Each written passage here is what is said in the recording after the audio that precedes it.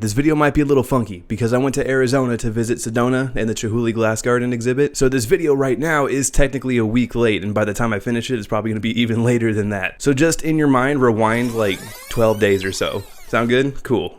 So I, like everybody else, have been playing the absolute shit out of Elden Ring. I had these two guys in my chemistry class talking about, oh my god, dude, I already have 70 hours in the game. It's ridiculous. It's completely taken over my life. And I'm sitting there like, ooh, god, 70 hours. Dude, that's so much. That's irresponsible. You should fix that. You got a problem, man. That's some behavior that you need to improve. But I've only been able to sink this much time into it so far because there is so much to this game. It's amazing. There always seems to be something new to find and a different challenge to tackle. I've beaten the game 3 different times to get 3 different endings, and I played through as pure strength, pure faith, and pure intelligence. Now I'm working on my dexterity blood loss playthrough. And even though there is a ton of content in Elden Ring and there's always something new to find, my first playthrough, I missed a lot of it. Not because of pride this time, like the Sekiro video thing. It's because when I was playing this game for the first time, I was such a no-life loser that when I went online to look for guides and tips, there was nothing. I'm talking 0 YouTube results for certain bosses, empty wiki pages. It was pretty rough. I was getting achievements for beating bosses where only 0.03% of players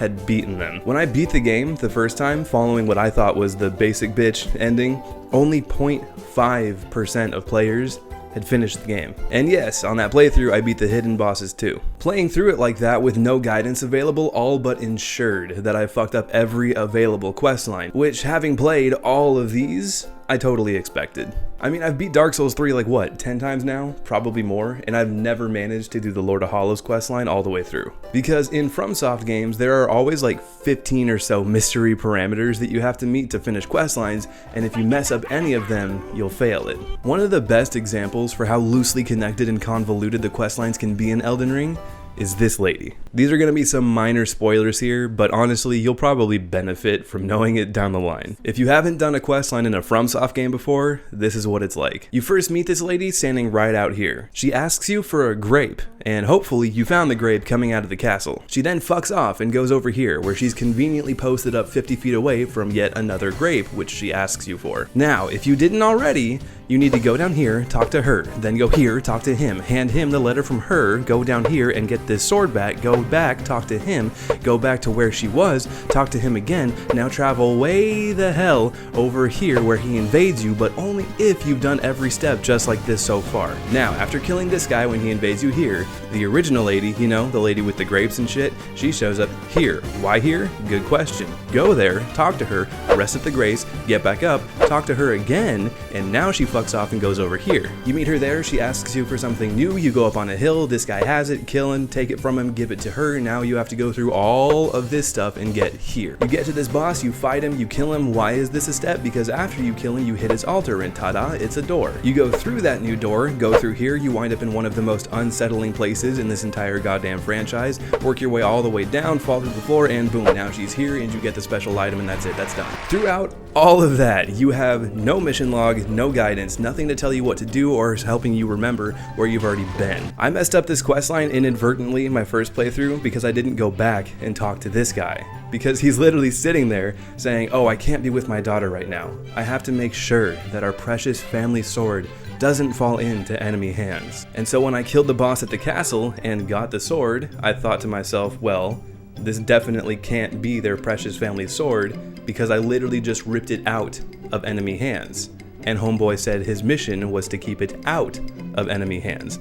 So it turns out that bro is just a colossal failure. So the main point being that the quest lines in Elden Ring are very, very fragile, very, very easy to mess up. And in Elden Ring specifically, that really sucks ass, because you'll be 60 hours into the game and learn about an item that sounds amazing, that could be really helpful, and you look up how to get it and realize that it's part of a quest line that you already fucked up 30 hours ago. And for me, I messed up one of the most important quest lines in the entire game my first time around. I missed out on unique areas, so many items, tons of runes, levels and XP, unique enemies and bosses, all because I fucked up one little thing. Needless to say, from here on out, there will be some spoilers. If you've already beaten the game once, there won't be anything insane, and if you haven't beaten it yet, you might want to hear this anyways. The quest line that gives you access to all of the wonderful goodies that I just listed is the quest line for Ranni the Witch. Most players meet her here at the start of the game, but I never did. I didn't go back to this church at night, and she didn't show up for me after I learned what I needed to do. And that really sucks because it meant that I never got a summoning bell. So I didn't even have the option to summon things until I got to the mountaintops of the giants. It was super fun. It was awesome. It was a great time. Great fun. Anyways, even if you miss that first step, Ranni will still show up here. She welcomes you into her service and then tells you to get acquainted with the other members of her club. There's Iji, the giant. He's pretty cool. There's Blade, the half-wolf. He's also cool. And then there's this sentient hemorrhoid called Seluvis. This motherfucker is my gaming pet peeve. Because realistically, you put yourself in my boots, right? I have been traveling all across this continent since I was raised from the dead, slaughtering indiscriminately. I have killed everything that has raised a hand against me and a lot of things that haven't. I have watched as a mutant dragon god king bled to death at my feet. I have intentionally sought out the demons and horrors that lurk in the deep crypts below the surface. I have done nothing but kill and be killed since I was gifted immortality. And for some reason, this bitch thinks it's a good idea to instantly start running his mouth. How? How are you talking shit to me right now, Seluvis? I mean, for real, at this point in the game, I have 2 great runes under my belt, and all you've got under yours is a fucking fupa. You see me walk in here after fighting a dragon outside and act like you're hot shit in your bathrobe when you won't even show me your face? Seluvis calls me a stupid little idiot and wonders aloud why Mistress Ranni would ever allow someone as disgusting and dumb as me into their club, into their little circle. He says if it was up to him, he wouldn't have wasted his time with me. He's disgusted. I'm just a lowly tarnished. Now, it's important to point out this this symbol here. That symbol means that the area you're in is non-violent. You can't swing your sword, you can't even draw your weapon. So while I'm in this tower, I can't hit or fight anyone. But Seluvis tells me that if I want to be of actual service, I can go talk to him in his tower. And so I wrap up the meet and greet and head on over, still very, very pissed off. I show up to Seluvis's tower and I see something interesting. Notice the difference between the two? That's right! Weapons are allowed in Seluvis's tower. I step in and he instantly starts spouting off again. He starts going, "Oh god, you actually showed up? Fuck, dude. I was just being polite. Why are you actually in my tower? Oh my god, this is so gross. You're so disgusting. You fucking tarnished. Oh my god. You smell so bad. I can't even stand to be in your presence. I'm gonna have to burn so much incense to get rid of your filth in my home. Jesus Christ. Anyways, can you take this potion bottle of what is very obviously a poison and give it to one of the only people who's been nice to you in this world?" Weapons are allowed in this tower, bitch! I stabbed him right in his gut, mid-sentence. Only it wasn't actually him.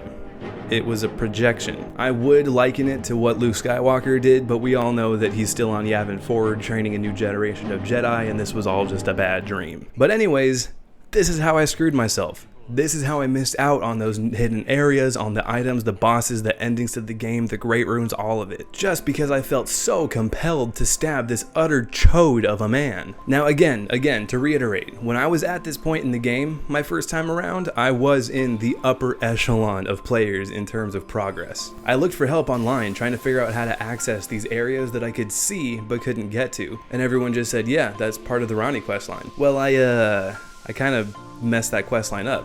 Oh, then you're fucked. Start over. That was it. That was all the help that was available to me at the time. And now today we know that you can still access a lot of the content from the Ranni questline even if you mess it up or miss steps. But my first time around, I thought I was screwed. I hit Seluvis and then everybody was gone from the tower. I found Blade later on and he attacked me on sight and I thought I was just completely screwed. But I'm not upset that I missed out on content, right? That's half the fun of all of these games. You get to start a new playthrough, do things differently, and see what happens that time. In any FromSoft game, you're never meant to do everything on your first run. Missing goodies isn't my problem. My problem is this attitude. Because this kind of writing, the behavior that Seluvis has, it feels frustrating. Does that make sense? It reminds me of, I'm sorry for referencing this so goddamn much, but it reminds me of writing adventures in Spore when I was 16. Sitting there like, man, how do I make it clear that this character isn't friendly? How can I use subtle writing and clever dialogue to build up their character and make them unlikable? Fuck you. Genius. It's so whack to have characters talk like this when you don't know them, they don't know you, but they just instantly start talking insane shit. I might be overly sensitive to it with how much I've played games by Bethesda. Because you're playing Skyrim, right? You're Dovahkiin with the power to shout people apart. You work your way over to Riften, shooting dragons out of the sky, fighting bandits, and going mano-a-mano with full-grown bears. But then you show up to Riften, walk through the city gates, but then for some reason, punk-ass Maul looks you up and down and says, "Hey, I don't know you. Haven't seen you around here before. You better keep your nose clean while you're here and watch your back." Are you talking to me? What? Did you just try to threaten me right now, Maul? In steel armor? Do you have any idea of how many men, just like you, are lying dead in pools of their own blood right now that I don't even remember? I came to this city to sell the valuables that I took off their corpses, the things that they were saving to feed their wives and children. All of their families are going hungry tonight because I rammed my axe into their cervical vertebrae at Mach 3 and laughed while I did it. How does it make any sense for you to look at me rolling in here and start running your mouth, you dim-witted, flaccid bunion? Or does it... Ooh, Jesus. I was really going there. Anyways. Or consider everybody's favorite NPC. Do you get to the Cloud District very often? Oh, what am I saying? Of course you don't. Imagine him. Nazim is just going about his daily life in Whiterun. But all of a sudden, the call comes down from the captain of the guard. Nobody is allowed in or out of the city unless it's of the utmost importance. A few days later, the gates of Whiterun open up, and a lone traveler walks in. It's you, coming to warn Whiterun about an impending dragon attack. He sees you hobbling into the town square, beaten, bloodied after surviving an Imperial execution attack and an assault from the World Eater himself. And for no reason, unprompted, he decides to look at you and go, you look poor. If you've never been deeply involved with the Skyrim player base, you may not know this, but people have moved mountains, pulled off some real 007 shit to murder this man because he's such a prick. He literally just exists to walk around the market all day and insult people, you included. On my very first playthrough, I remembered him. I remembered how much I hated hearing his voice, and when my stealth and archery skills were maxed, I shot him dead in broad daylight, then waited till nightfall, dragged his body into a corner, reanimated the corpse so it turned into an ash pile, and if I had had the option, I would have used a broom to sweep it away, just to make sure that there was nothing to bury. These kinds of purely hateable characters drive people to begin drawing from the darkest depths of their souls. It's just mainly frustrating because having this kind of writing makes it feel like you've accomplished nothing in the game. I know it would take extra time and effort and a lot of work, but I wish so badly that NPCs would react differently with you according to what you've already accomplished. If you run into Seluvis as fast as you can and he's unimpressed with what you've accomplished so far, then that's fine, that's understandable. But I think it would be great if you had already gone through the capital or accomplished something more, then he would change his tune. When he gives you that little potion to deliver and snidely says, you should be able to handle that, right? I'm just like, dude, come on. Are you completely unaware of what I've been doing here? It's totally fine if you want to have somebody be mean or rude or hateable, but I would love if it just made a little bit more sense. Instead of just giving you something to deliver, Seluvis could have given you a more intellectual, puzzle-based mission. And then he could have said something like, we shall see if you tarnished are good for something more than just swinging your swords. And now you feel like he knows your worth as a fighter, but he's testing you in a different way to determine your worth as a thinker. That would be so much cooler. So overall, yes, it's on me for being a baby and hitting Seluvis, but I just wish his hatred for you and his rotten character was hidden a little bit. I wish it was just a little more subtle. It would have been cooler, I think, if he posed as a friend first, so that when he gave you the potion to give to Nefeli, he could have said something like, go and give this potion to Nefeli. I know his spirit has been broken as of late, but it will pick her back up and make her into the warrior she was meant to be. I sincerely hope this helps your friend. And then later on, you find Nefeli stuck as a puppet in his tower, and you find clues hidden around his workstation to figure out that he actually hates you. He hates all the Tarnished, and he's been using you as a puppet to pick off your own friends one by one. Then it could have led up to a boss battle with Seluvis, and you would have to fight him, but he's using your friends as puppets against you, and you have to decide if you want to kill them too, or just kill Seluvis. it could have been so fucking cool. My point being, it could have been way more interesting and a lot more fun to figure out why he hated you, to figure out who he really was, instead of just making him a complete and utter prick for no discernible reason. I also got a little flustered my first playthrough, because you might have noticed in the footage that I showed, it took me 3 stabs to trigger Seluvis into leaving, right? But my first playthrough I did with my pure strength character. I literally hit the dude 1 time and he was out. And that to me felt like a little bit of a design flaw. What if I had just set my controller down the wrong way? But the whole time, taking away that pacifist effect in Seluvis' tower felt like Miyazaki was Palpatine, whispering in my ear. Kill him. Kill him now. And only after learning about everything that I missed in Ronnie's questline was I sitting there like, what have I done? In all the Dark Souls games, if you fuck up a run, it's not that big of a deal. Once you do them a few times, you can get through all of these games pretty quickly. But in Elden Ring, when I realized what I had missed out on with Ronnie's questline, I was 50 hours into the game. I'm not starting over. So for players who are impulsive and curious like me, I would appreciate a little bit of a barrier, a little tiny idiot-proof failsafe that would prevent a questline from being ruined by one rash decision. So to sum it all up, my literal only problem with Elden Ring was Seluvis. Having him be instantly rude and demeaning made it feel like I hadn't done enough in the game. It made everything that I had accomplished up until then feel kinda worthless. I would really like it in the future if game designers took into account what you've already accomplished, and maybe it could have an impact on a person's perception of you. And I know that it's a running theme through all of the FromSoft games that you're a small, little person.